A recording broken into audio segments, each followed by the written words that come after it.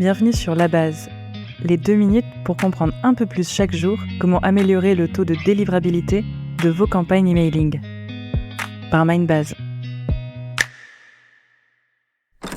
Ici Margot, chargée de marketing chez Mindbase.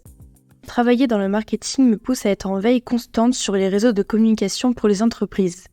Fin 2021, LinkedIn ouvrait une nouvelle fonctionnalité pour ses utilisateurs, la newsletter pour les abonnés. Concurrente à la newsletter classique, reçue par email, ces 2 canaux présentent des avantages et des inconvénients. Je profite de cet épisode pour vous partager mon expérience. Côté LinkedIn, l'avantage est de taille.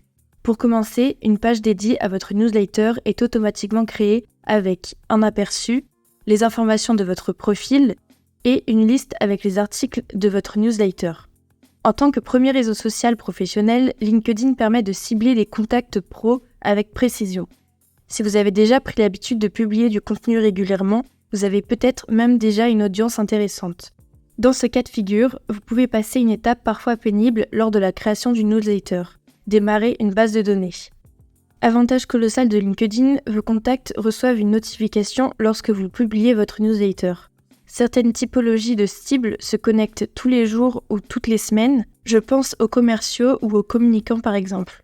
Mais LinkedIn envoie également la newsletter par mail. Vous touchez donc aussi bien les utilisateurs réguliers du réseau que les moins assidus à leur personal branding. LinkedIn offre des outils de suivi et de mesure de performance. Vous pouvez analyser les taux d'ouverture, de clics et d'engagement. Pourtant, même avec de tels avantages, la newsletter classique envoyée depuis un routeur reste un indispensable. L'un des principaux avantages est le contrôle total que vous avez lorsque vous créez la newsletter. Vous pouvez personnaliser le design, ajouter des images, des vidéos et adapter l'apparence aux couleurs de votre marque. Alors que sur LinkedIn, non seulement les libertés de design sont limitées, mais vous êtes obligé d'écrire vos propres articles depuis LinkedIn. Cela implique que ces articles soient différents de ceux de votre blog pour éviter de générer du contenu dupliqué, qui a un impact négatif sur votre référencement naturel. Un autre atout majeur de cette newsletter est la maîtrise de votre base de données.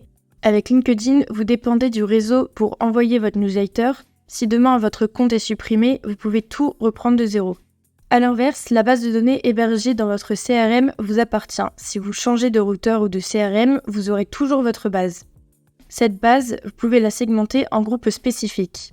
Par exemple, en fonction de critères tels que le lieu, l'âge ou encore les intérêts. L'objectif est de créer des campagnes ciblées et personnalisées selon les besoins de la personne.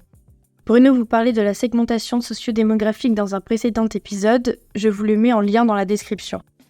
Les routeurs d'email tels que Mindbase offrent des données précises sur le taux d'ouverture, de clics de conversion, de délivrabilité et d'autres indicateurs qui vous permettent de mesurer les performances.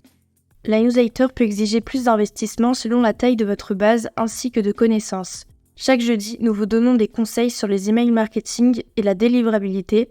J'ajoute également le lien dans la description de l'épisode si vous souhaitez approfondir le sujet. Avec ces conseils, vous devriez améliorer vos campagnes email rapidement. Si vous voulez plus d'infos, on analyse le sujet sur notre article de blog. C'était La Base, le podcast de Mindbase sur la délivrabilité des emails. Merci de nous avoir écoutés. Si cet épisode vous a plu, laissez un avis sur votre plateforme de podcast préférée.